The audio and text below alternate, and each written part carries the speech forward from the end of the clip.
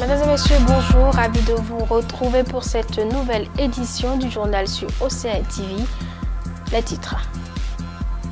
La commune de Djidja n'a plus de maire depuis ce matin. Placida Vimondjenon, le désormais ancien maire, a été destitué par le conseil communal suite à un vote de défiance par 15 voix pour et 4 contre.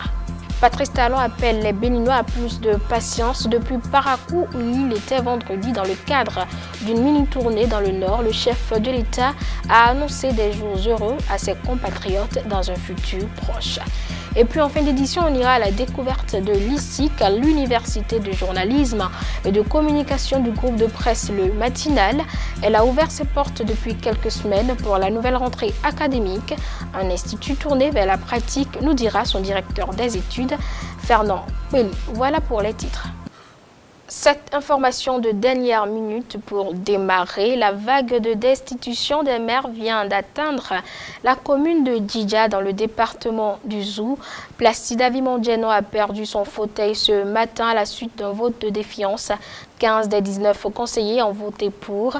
Le conseil communal de Djidja était en crise depuis de longues semaines.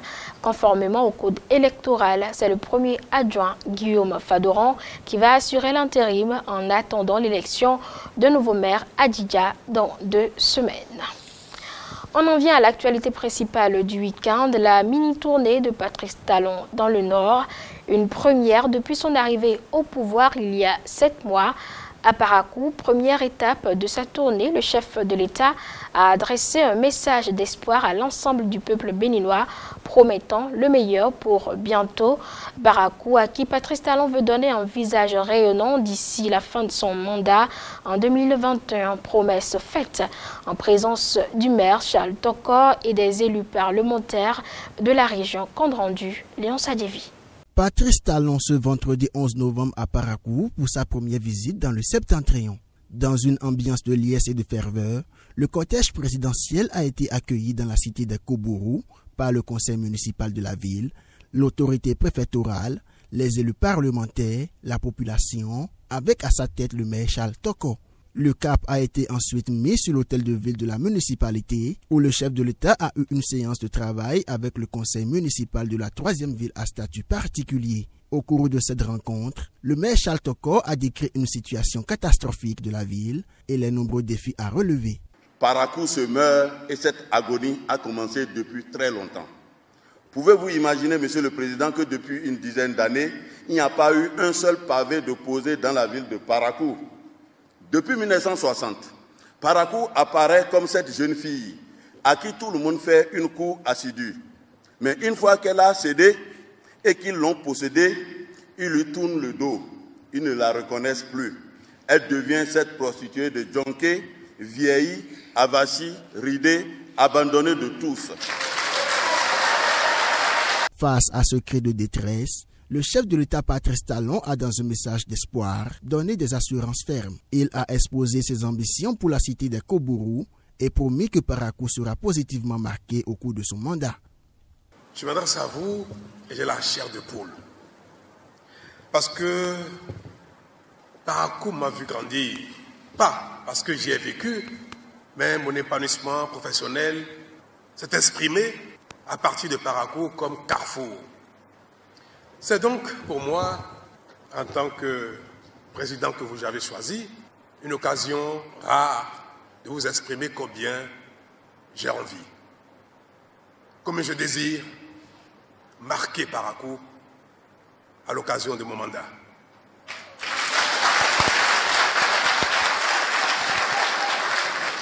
C'est sur ce message d'espoir que le président Patrice Talon a quitté l'hôtel de ville de Parakou pour mettre le cap sur Djougou et Séméré. Après Parakou vendredi, Patrice Talon était à Djougou et à Séméré samedi. Séméré, une localité de la commune de Waké qui a été frappée par des violences suite à la désignation de son nouvel imam. Le chef de l'État qui s'était impliqué dans la médiation est venu porter aux populations un message d'unité et de paix. On écoute le président de la République, Patrice Talon. Je suis arrivé à Séméré à l'occasion de la consécration de notre réconciliation. J'ai dit notre parce que tout ce qui divise une famille, divise une communauté, divise forcément une partie du pays. Donc nous sommes tous concernés.